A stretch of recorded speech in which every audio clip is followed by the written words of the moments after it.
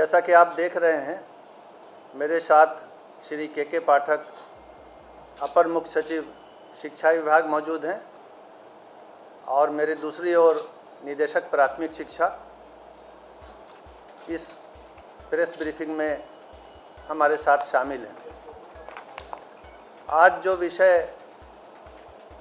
आपको बताना है वह बिहार लोक सेवा आयोग के माध्यम से शिक्षकों की भर्ती या चयन के संबंध में बनाई गई नियमावली और प्रक्रिया के संबंध में है।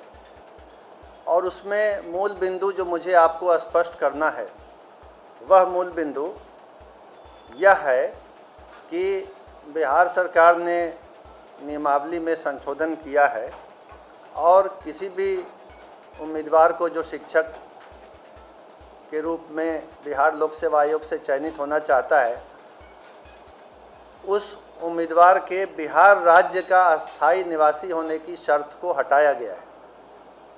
ये शर्त नहीं रहेगी कि बिहार राज्य के अस्थायी निवासी ही बिहार लोक सेवा आयोग की परीक्षा में शामिल हो सकते हैं। ये शर्त हटाई गई है। तो ये शर्त क्यों हटाई गई है? इस शर्त को नहीं रखा जा सकता है, रखना व्यवहारिक नहीं है, विधि सम्मत भी नहीं है, कानूनन संभव नहीं है ये शर्त रखना। ये बात समझाने के लिए, बताने के लिए मैंने आप सबको यहाँ बुलाया है।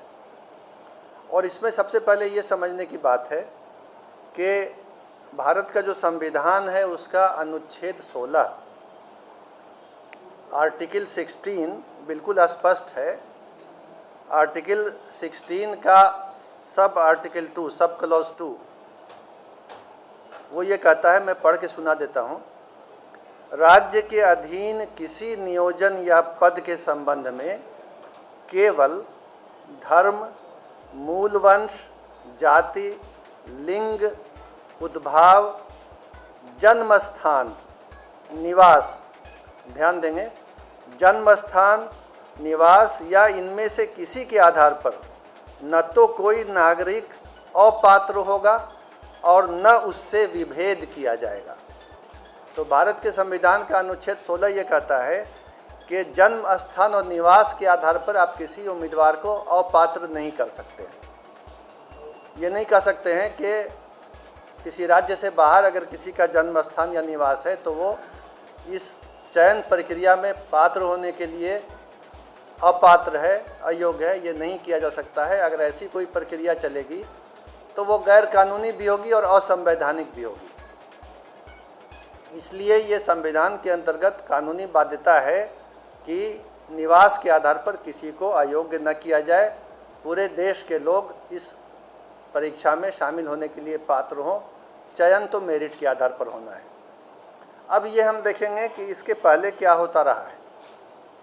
बिहार लोक सेवा आयोग के स्तर पर पहले भी 3 बार परीक्षाएं ली गई हैं शिक्षक की नियुक्ति के लिए। वर्ष 1994 में, फिर वर्ष 1999 में और वर्ष 2000 में बिहार लोक सेवा आयोग ने इसी पद के लिए, शिक्षक के लिए परीक्षा ली थी। और तब भी यही नियम था उस परीक्षाओं में भी कि देश के किसी भी भाग का नागरिक परीक्षा में भाग ले सकता है और चयनित हो सकता है। और इसके आलोक में ही पहले चयन हुआ है।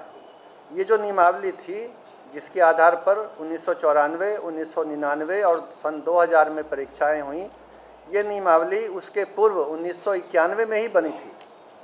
उसमें स्थानीय निवासी का प्रावधान नहीं था।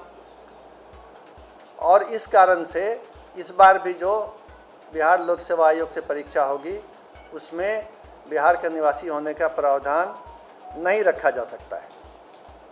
इसके बाद जो वर्ष 2012 की नियमावली बनी थी उसमें भी जब चयन हुआ, हालांकि उसमें स्थानीय निवासी होने का प्रावधान नहीं था, लेकिन उसके बाद भी चयन हुआ तो 1,68,000 रिक्ति के विरुद्ध जो नियुक्ति हुई तो राज्य के बाहर के मात्र 3,413 अभ्यर्थी चयनित हुए।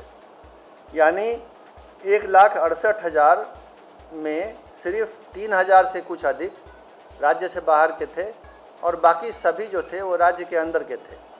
तो इससे ये पता चला कि अगर ये नियम रखा भी जाता है कि राज्य से बाहर के अभ्यर्थी पात्र होंगे, तो उनकी किसी भी संख्या में, अधिक संख्या में, या जिसको अंग्रेजी में सिग्निफिकेंट नंबर कहते हैं, किसी विशेष संख्या में चयनित होने की संभावना बहुत कम है।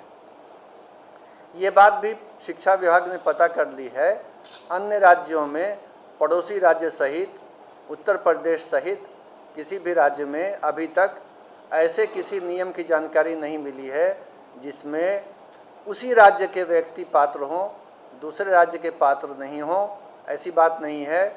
इस नियम के अंतर्गत बिहार के भी जो निवासी हैं वो उन राज्यों में पात्र हैं, अन्य राज्यों के निवासी भी उन राज्यों में पात्र हैं।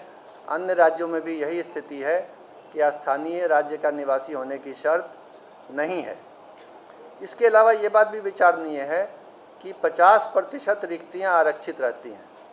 आरक्षण का नियम स्पष्ट है, जो आरक्षण का अधिनियम बिहार में है, सभी सेवाओं में लागू है कि आरक्षण का लाभ, आरक्षण के आधार पर चयनित होने का लाभ केवल और केवल राज्य के अंदर के निवासी को ही मिलता है। ये आरक्षण का नियम है, ये शिक्षक नियमावली में नहीं है, ध्यान देंगे। तो ऐसे भी चूँकि आरक्षण में ये नियम है और इस बार भी लागू होगा कि बिहार राज्य के अंदर के जो लोग हैं उन्हीं को आरक्षण का लाभ मिलेगा, तो 50% रिक्तियों पर तो आरक्षण के कारण बिहार के ही लोग चयनित होंगे। और बाकी पर जैसा मैंने बताया, पिछली बार का भी अनुभव है कि बहुत ही नाम मात्र को ही बाहर के लोग चयनित होते हैं। स्थानीय निवासियों को कोई उससे विशेष घाटा या नुकसान नहीं होता है। और अंत में ये बात समझने की है कि जिस तरह हम लोगों ने ओपन किया है कि देश का कोई भी नागरिक यहाँ अप्लाई कर सकता है, यही दूसरे राज्यों में भी है। तो अगर विभिन्न राज्य इस तरह के नियम बनाने लगेंगे, हालांकि वो विधि सम्मत नहीं होगा, लेकिन अगर बनाने लगेंगे कि उसी राज्य के लोग अप्लाई करें, तो जाहिर है बिहार के भी जो युवक हैं, युवतियां हैं, जो अभ्यर्थी हैं, जो दूसरे राज्यों में नौकरी के लिए अप्लाई कर रहे हैं, चयनित हो रहे हैं, काम कर रहे हैं, उनके भी अवसर समाप्त हो जाएंगे। तो इसमें तो बिहार का भी घाटा है। अगर देखा देखी सभी राज्यों ने ये करना शुरू किया तो अवसर कम हो जाएंगे बिहार के अभ्यर्थियों के लिए भी। तो कुल मिला के ये किसी के हित में भी नहीं होगा। और ये सरकार ने सभी विधिक पहलुओं की जांच करके, कानूनी पहलू को समझ के, बहुत सोच विचार करके ये नियम बनाया है कि बिहार राज्य सहित पूरे देश के लोग अप्लाई कर सकते हैं। हालांकि संभावना यही है कि अधिकांश या लगभग सभी बिहार राज्य के ही अभ्यर्थी होंगे और चयनित भी वही होंगे। अगर बाहर के होते हैं तो संभावना है कि बहुत कम संख्या में नाम मात्र को ही चयनित होंगे, और उससे बिहार के वासियों के हित पर कोई भी कमी नहीं आएगी, कोई क्षति नहीं होगी। और ऐसे तो आप समझ ही सकते हैं कि बिहार लोक सेवा आयोग के माध्यम से मेरिट के आधार पर अच्छे शिक्षकों का चयन होगा, जिससे राज्य की शिक्षा व्यवस्था पहले से भी और बेहतर हो जाएगी। और इसी परिणाम की ओर राज्य सरकार अग्रसर है और बिहार लोक सेवा आयोग के माध्यम से यह चयन होने जा रहा है।